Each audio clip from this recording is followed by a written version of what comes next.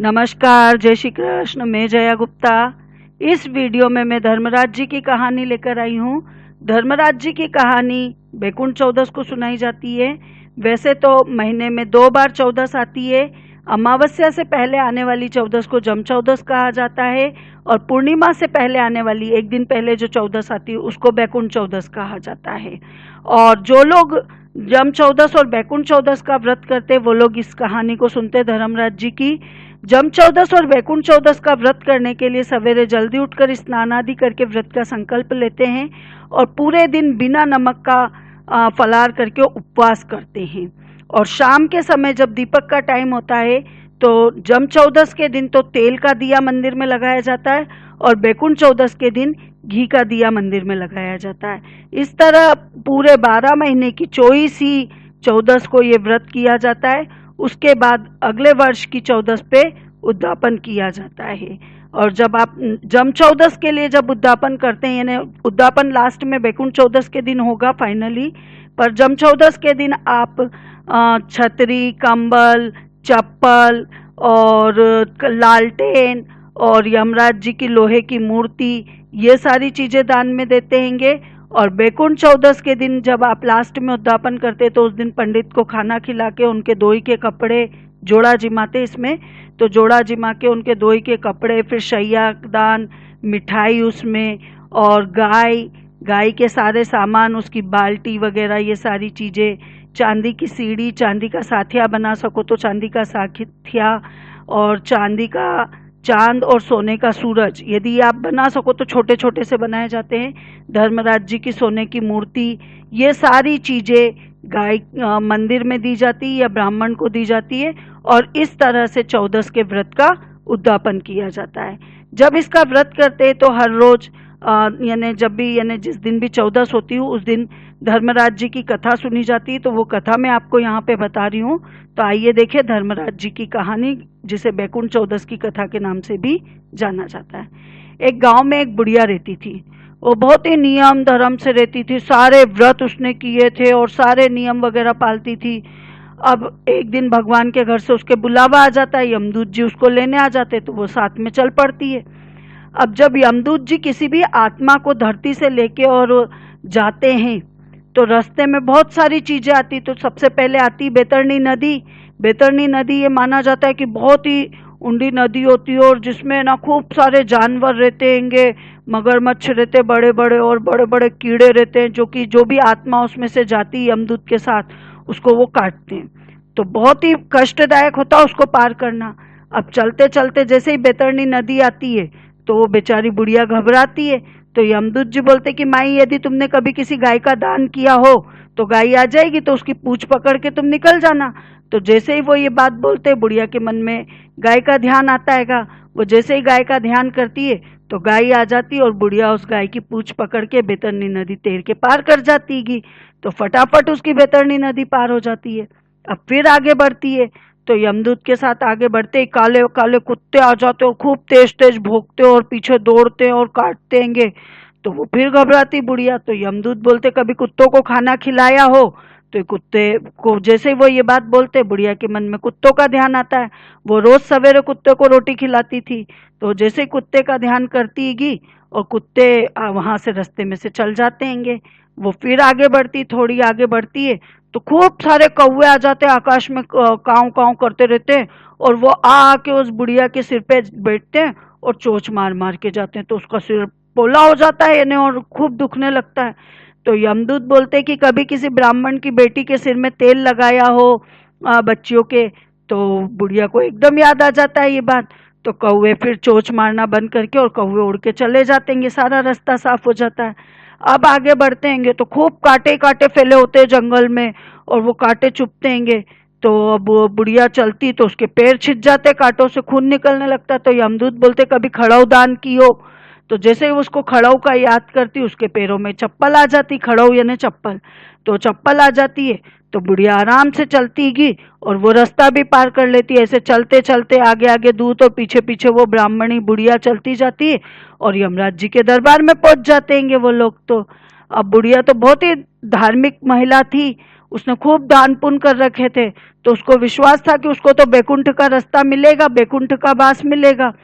तो जैसे ही वो वहां जाके देखती कि तो खूब बड़ा सा मंदिर जैसा, और उसमें सोने का सिंहासन और हीरे मोती से जड़ित छतरी, और धर्मराज जी बैठे हुए हैं न्याय उस पे सिंहासन पे, और जैसे इंद्र की सभा होती है ऐसी उनकी सभा, और जिसमें वो शोभा पा रहे हो और न्याय नीति से वो अपना राजकाज संभाल रहेंगे।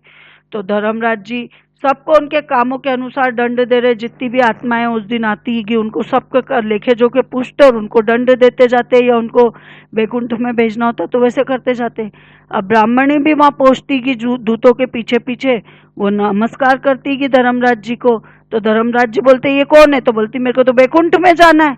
तो धर्मराज जी अपने सहायक से बोलते चित्रगुप्त से कि इनका लेखा जोखा निकाल के सुनाओ। तो चित्रगुप्त जी उसका लेखा जोखा देखते ब्राह्मणी का, बुढ़िया ब्राह्मणी का, तो सुनातेंगे। तो धर्मराज जी से कहते कि इसने सब व्रत तो किए पर धर्मराज जी की कहानी नहीं सुनी, तो बैकुंठ में कैसे जाएगी? तो वो बुढ़िया माँ पूछती कि ये धर्मराज जी की कहानी वाला कौन सा व्रत है? मेरे को तो ये पता ही नहीं है, आप तो मेरे को बताओ, मैं तो ये करके आऊंगी, मेरे को तो बैकुंठ में ही जाना है। तो धर्मराज जी बताते कि कोई 1 साल के लिए, कोई 6 महीने के लिए, कोई 7 दिन के लिए धर्मराज जी का उपवास करता है, कथा सुनता है, दिया लगाता है और फिर उसका उद्यापन करता है। तो बुढ़िया माँ बोलती कि और उद्यापन में काठी, छतरी, चप्पल, बाल्टी, रस्सी, टोकरी, टॉर्च या लालटेन, साड़ी, ब्लाउज का बेस, पूरा लोटे में शक्कर भर के 5 बर्तन, 6 मोती, मूंगा, यमदूत की लोहे की मूर्ति, धर्मराज जी की सोने की मूर्ति, चांदी का चांद, सोने का सूरज, चांदी का साथिया ब्राह्मण को देतेंगे। और रोज कहानी सुनते वक्त भी चावल का साथिया बना के कहानी सुनतेंगे।